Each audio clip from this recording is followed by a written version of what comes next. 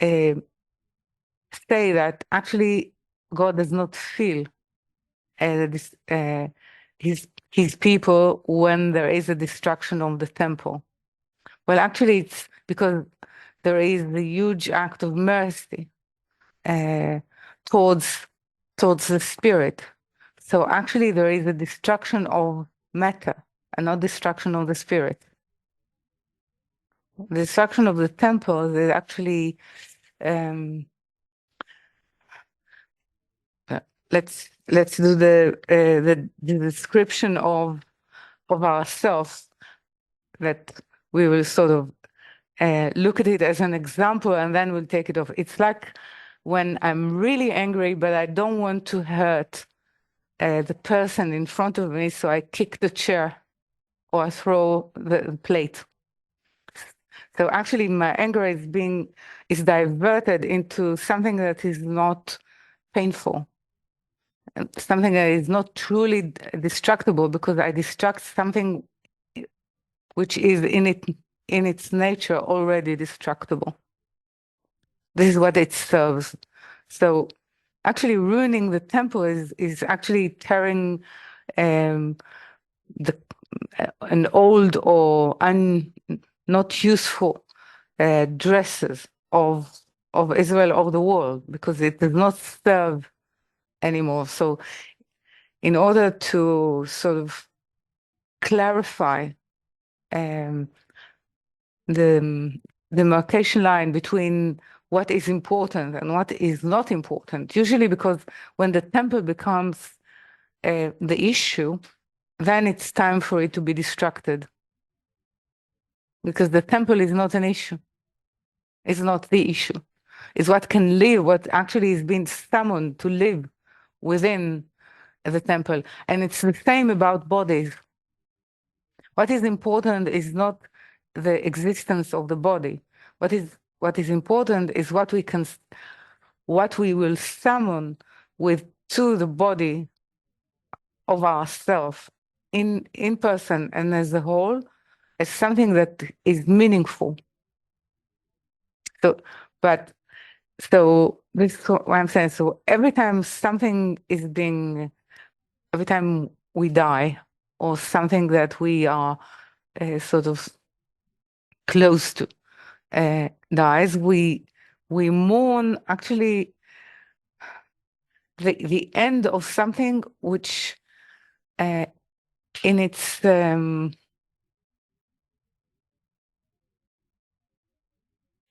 essence did not finish its journey.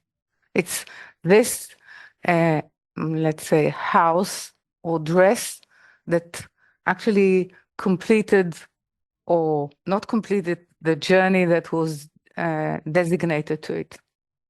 So this is why maybe now we can understand the deeper meaning of Rabbi Akiva dancing on the ruins of the temple, because it suggests that if this was ruined, something new, the essence of something spiritually new will emerge, because the dress or the building or the house was confining it and not allowing it actually to evolve. So this is what it suggests. Yeah. But it said that he turned away and did not notice. Yeah, because it's like this, the spirit does not notice our physical death. It's like changing a shirt. But we're so attached to the appearance form, to the stage, that we forget that the stage is actually for a purpose of the play, not for its own purpose.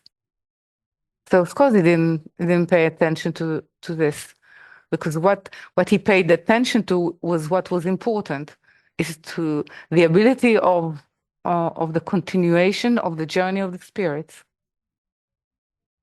So no, he did not pay heed to the costume that was sort of left torn or not torn. It doesn't matter. It's It's actually to clear the gap and the difference. And as well, we need to sort of see that we need to live with this opposition. On one hand, we're saying that bodily existence is in service to something which is higher than itself, and then it can actually redeem its temporality through joining something higher, joining spirituality. And on the other hand, it is quite clear within the whole sort of spectrum of thought, of Israel thoughts, that life is sacred. And it means as well soul life. Any life is important, meaning even at the level of existence. And now we have to ask ourselves why. Why they're saying actually that each soul of Israel, it doesn't matter because it's that at the end everyone is of Israel because it means to get to the purpose for everyone. Right? Why it is so important? Because on one hand, it is really destructible, it is temporal, it is weak, it is it has the power to divert us from the true purpose, but yet it is the only vessel or the only carriage that we can perform our spiritual life and meaning through.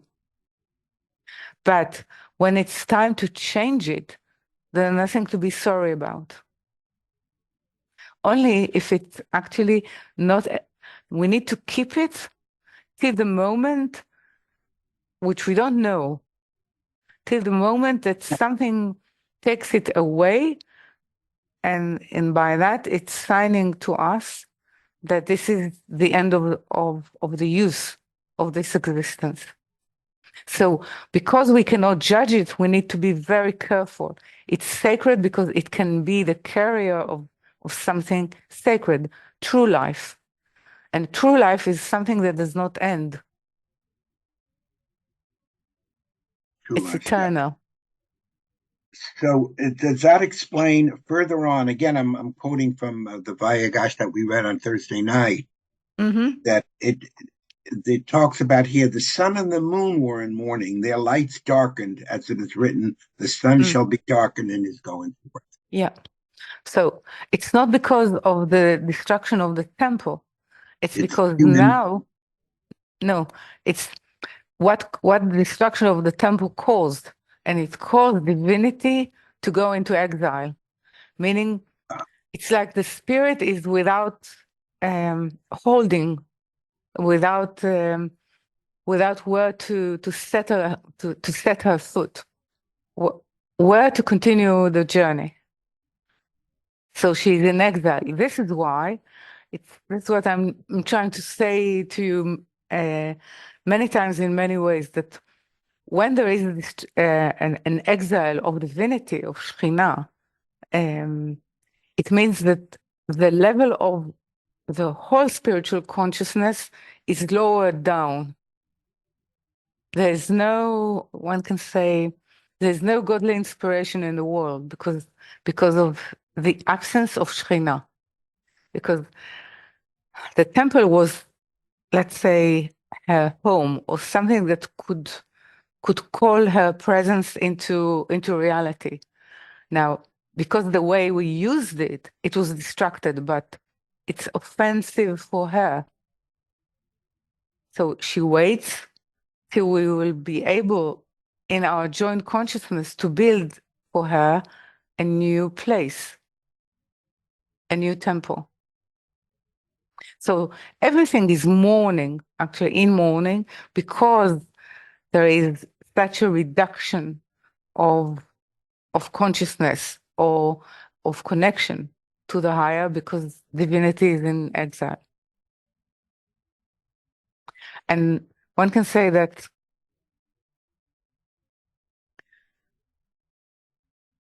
the darkest and the most harsh exile of divinity is in Israel, in the land of Israel.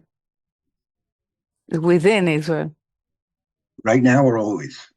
Right now, when there is a temple and a temple that is or Mishkan, a tabernacle or a temple that is actually functioning live and fulfilling its purpose, then there is life everywhere, not only in the land of Israel, but everywhere in the world, everywhere in the universe, as we see, with the planets and moons and stars and suns. Okay. I would say that if we look at, I'm always saying, because I think it's a good explanation, that the first exile or it's 600 BC, the first destruction and exile of divinity is the rise of Buddhism.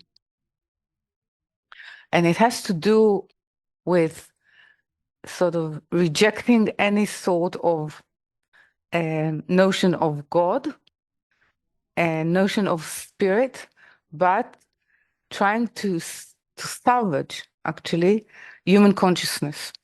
And it has to rely on human consciousness and on the limitation or let's say trying to search within human consciousness the eternity part of it. So actually the eternity part of it is being revealed not by growing the will to receive to oneself as a vessel, but by rejecting the light in terms of the will to receive to oneself and sort of minimizing our ego into a point, into actually something that is almost non-existent. So everything becomes a light, but it's from the limitation of it. So it is quite almost natural that when divinity is in exile, sort of she's ascending to something which is not reachable anymore to human consciousness, that something like this will be born in order to hold some sort of morality or some sort of meaning. Okay. Do we cause the exile of divinity? Is that the loss of in the human consciousness? Well, one can say that we can cause the return. Not all exiles we caused. Let's say the exile to Egypt we did not cause because it was part of I would say the plan. Part of the plan, not only for Israel, but for Israel to, let's say, to be the, I will call it by its name, but the guinea pigs of it. Okay. So by the prophecy that was given to Abraham, if there will be a seed in humanity that will be able to receive and perceive the light as it was planned, it will have to go into exile. It will have to go into the place where all the spirits sparks fell into. And then it will have to reform itself, remold itself in such a way that it will rescue those consciousness part of the whole spiritual vessel, and it will emerge as a new consciousness. And therefore, it should have been the exodus of Egypt, not only of Israel and some. Okay, this is what it is. So one can say this is not because of. You can say that Israel took upon themselves to the reforming journey and act and being of the first, let's say, of the first mistake or the first misunderstanding of human spirit when they ate from the tree of knowledge. Okay, so there need to be a part in human consciousness that will go through that reforming or that reunion of all parts or sparks of spirit into one unit. One unit is divinity. This one unit of spirits is divinity. Through all its, let's say, screens and levels of consciousness.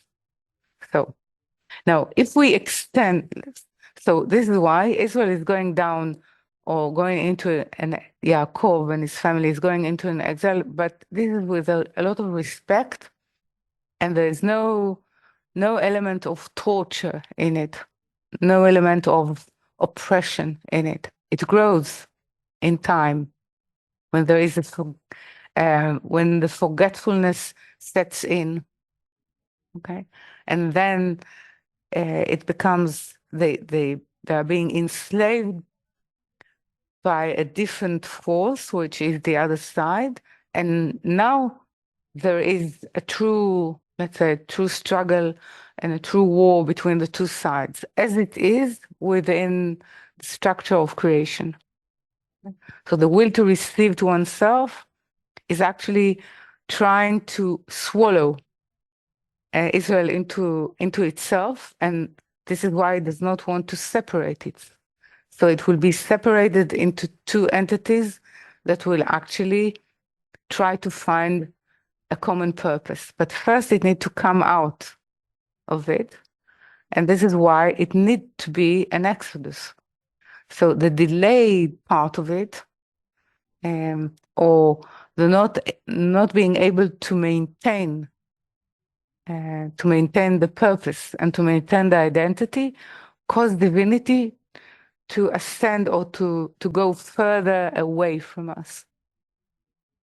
So there is a need for exile, but there is timing to exile. And when we extend the timing, we are actually sort of hurting divinity, further hurting divinity, and causing her to be separated from what she should be united with, which is called her husband or the light. Okay. I had no idea we had this power. Well, actually, the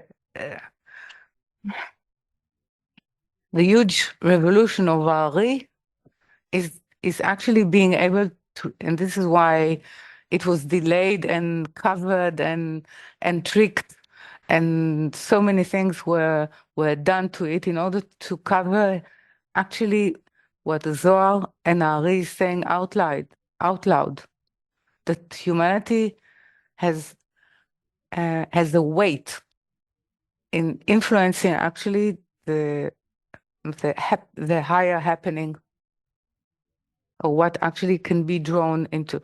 Otherwise, we cannot understand why an approach or an attitude creates such a change. Why it could be said, as the Zohar is saying, that Yehuda said to Yosef. Why Torah needed to say he approached and then said? So it means that before we're saying anything, we need to change our approach, or we need to approach. We need to sort of cover the gap. Yeah. So in covering the gap, it suggests, this is why I'm taking it into the order of work. We actually declare the attitude that everything we see is connected. We don't understand how, so we approach it, even though it seems to be foggy, dark. We approach it within the inner certainty that God is there. Something is waiting for us there, and this is why Yehuda is approaching, because he knows that something of what looks to him at the moment to be on the brink of war could be the new hope, or something that he could not see. So he needs to approach it to actually get closer to it. Okay, but he's prepared. He's preparing himself to war, to pray, and to actually reconciliation, to actually activate reconciliation. So every time we come into work, it suggests that we need to approach. We cannot enter. This is why I stop. This is why we stop and we sort of hold ourselves into entering something in order to check, are we willing to approach? What kind of an attitude we carry that will allow, okay, if needs be, it will be a war against our will to receive to oneself, or a prayer, or reconciliation, meaning being able to bring it into the same or common purpose, meaning into what I call the conjugal room.